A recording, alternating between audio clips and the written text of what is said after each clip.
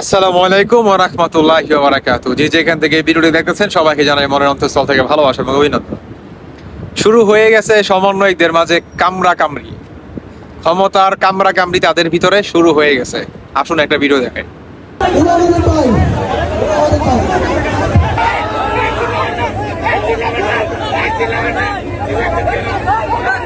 দেখলেন তো ভিডিওটা, আর দেখতে হবে না, শুনেন। এটার পিছনে অনেক রহস্য আছে। হ্যাঁ, এখন তারা বলতেছে অ্যাকচুয়ালি তাদের ভিতরে হয়েছে কি যে বলতেছে তোমরা আসল সমন্বয়ক না, আমরা আসল সমন্বয়ক। হ্যাঁ, এই দেশটাকে স্বাধীন তোমরা করো নাই, এটার পিছনে সবচেয়ে বড় ভূমিকা ছিল আমাদের। তোমরা কেন এখন রাজপথে? তোমরা যার যার বাসায় চলে যাও। তোমরা তো ভুয়া সমন্বয়, তোমরা তো ভুয়া স্টুডেন্ট, তোমরা চলে যাও, তোমরা তো ছিলে না রাজপথে। এই ছিল তাদের মনে করেন কথাবার্তা। হ্যাঁ, ডক্টর ইউনূস স্যার তিনি কিন্তু বলছেন যে মেয়েরা তোমরা যার যার বাসায় চলে যাও, ছেলেরা তোমরাও যার যার বাসায় চলে যাও, এবং তোমাদের যে যেখানে পড়াশোনা করো তোমাদের নিজ নিজ স্থানে তোমরা চলে যাও। কিন্তু তারা কিন্তু না, যে এখন পর্যন্ত তারা ক্ষমতার লোভে এখন পর্যন্ত তারা রাস্তায় নেমে আছে। ইমেন কিভাবে মনে করেন আসলে ক্ষমতা বা এই পাওয়া যায় সেটার জন্য তারা এখন পর্যন্ত রাস্তায় নেমে আছে এবং আন্দোলন একের পর এক দাবি দাওয়া কিন্তু তারা করেই যাচ্ছে।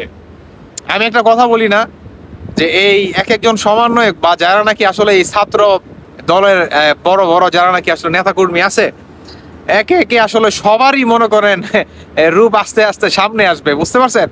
এটাই হচ্ছে বাস্তবতা ভাই, এটাই হচ্ছে বাস্তবতা। এখন দেখতাছি, এখন বলতে হয়, দুঃখের সাথে বলতে হয় যে আওয়ামী লীগ যে আসলে 17টা বছর যে ছিল, তারা তো 17টা বছর ভাই ছিল। হ্যাঁ, 17 বছর হিসাবে এখন মনে হয় যে তারা কমই করছে, মনে হইতেছে তারা কমই করছে ভাই। শুক্র 8 দিন যায়ও হারা পারলো না। আপনাদের ভিতরে এখনই মনে করেন কে কোন পদে দাঁড়াইবেন। হ্যাঁ, আপনি হচ্ছে ভুয়া সমন্বয়ক, আপনি উমুক, আপনি তুমুক, এইটা লয়ে আপনাদের ভিতরে কামড়া কামড়ি শুরু করে দিচ্ছেন। হ্যাঁ, তাহলে আর কয়দিন পরে কি করবেন আপনারা? তো দেখা যায় যে আওয়ামী লীগ, ওই যুবলীগ, হ্যাঁ, এদের থেকেও আপনারা ভয়ঙ্কর হয়ে দাঁড়াবেন দেখা যাচ্ছে ভাই। অবস্থা তো ভালো না। এটা কেন বলেন? দেশের সাধারণ জনগণ, ইভেন প্রবাসী ভাইয়েরা সবাই আপনাদের পাশে ছিল, তাই না? তো আপনারা কেন এমন করতেছেন বলেন? হ্যাঁ, আপনাদের এই কামড়া কামড়ির রিজন কি? দেশটাকে তো এখন পর্যন্ত দেশটা ঝুলে আছে। হ্যাঁ, আপনারা তো একদম ডুবাই দিবেন দেখা যায়। এমনটা কেন করতেছেন বলেন ভাই? আমি আপনাদেরকে বলছি না যে এই সমন্বয়করা বা এই ছাত্র আন্দোলনকারীরা, হ্যাঁ, এদের ভিতরে এমন কিছু গ্রুপ আছে যারা দেশটাকে ভালোবাসে কিনা জানি না, কিন্তু ক্ষমতার লোভে কি যে করতে পারে এটা আস্তে আস্তে সবাই দেখতে পারবে। হ্যাঁ, ডক্টর মোহাম্মদ ইউনূস স্যার তিনি বারবার বলছেন যে যে যেখানে পড়াশোনা করো তোমাদের নিজ স্থানে ফিরে যাও, পুলিশকে পুলিশের দায়িত্ব পালন করতে দাও, হ্যাঁ, আনসারকে আনসারের দায়িত্ব পালন করতে দাও, ট্রাফিক পুলিশকে ওর দায়িত্ব পালন করতে দাও, যার যার দায়িত্ব তার তাকে পালন করতে দাও। আপনাকে কেন ঠেকা লাগছে ভাই এত বলেন? আপনি তার দায়িত্ব পালন করবেন?